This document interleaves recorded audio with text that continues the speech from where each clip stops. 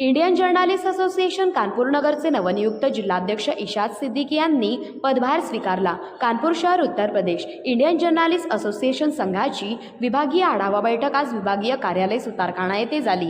तसेच पत्रकार इशाद सिद्दीकी यांनी कानपूर शहर जिल्हाध्यक्षपदाची जबाबदारी स्वीकारली। बोर्डाचा आढावा घेताना अवध प्रदेशचे संरक्षक अश्विन दीक्षित म्हणाले की सध्या पत्रकारांवर हल्ले होत आहे, पत्रकार मारले जात आहे, मात्र सरकार पत्रकारांच्या सुरक्षेबाबत कोणतीही पावले उचलत नाही। ते म्हणाले, केवळ उत्तर प्रदेशातच नाही तर देशातील सर्वच राज्यात पत्रकारांची हत्या होत आहे।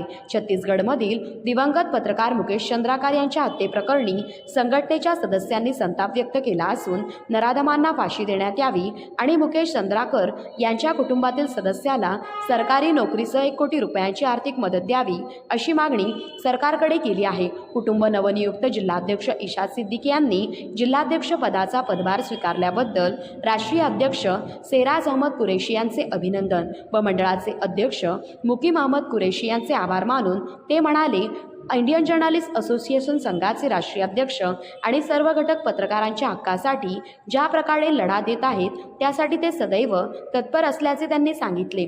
तसेच पत्रकारांच्या समस्या उत्तर प्रदेश सरचिटणीस टी.ए. लिम यांनी नवनियुक्त जिल्हाध्यक्षांना आशीर्वाद देऊन उज्ज्वल भविष्यासाठी शुभेच्छा दिल्या आणि नवनियुक्त जिल्हाध्यक्षांना आश्वासन दिले की इशाद सिद्दीकी यांना राज्यातील सर्व घटक पाठिंबा देतील। विभागीय अध्यक्ष कानपूर मुकीम अहमद कुरेशी यांनी पदभार स्वीकारल्याबद्दल नवनियुक्त जिल्हाध्यक्षांचे अभिनंदन करून सांगितले की पत्रकार हा जनतेच्या समस्या मांडतो, मात्र पत्रकारांच्या प्रश्नासाठी शासनाकडून कोणतीही ठोस उपाययोजना केली जात नसल्याने आज पत्रकार हा एक जीवन जगत आहे।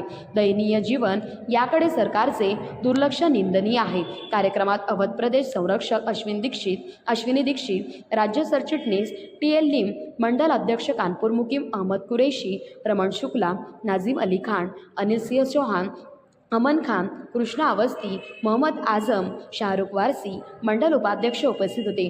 कमल अमित कुमार त्रिवेदी आदी अध्यक्ष गौरी यावेळी उपस्थित होते।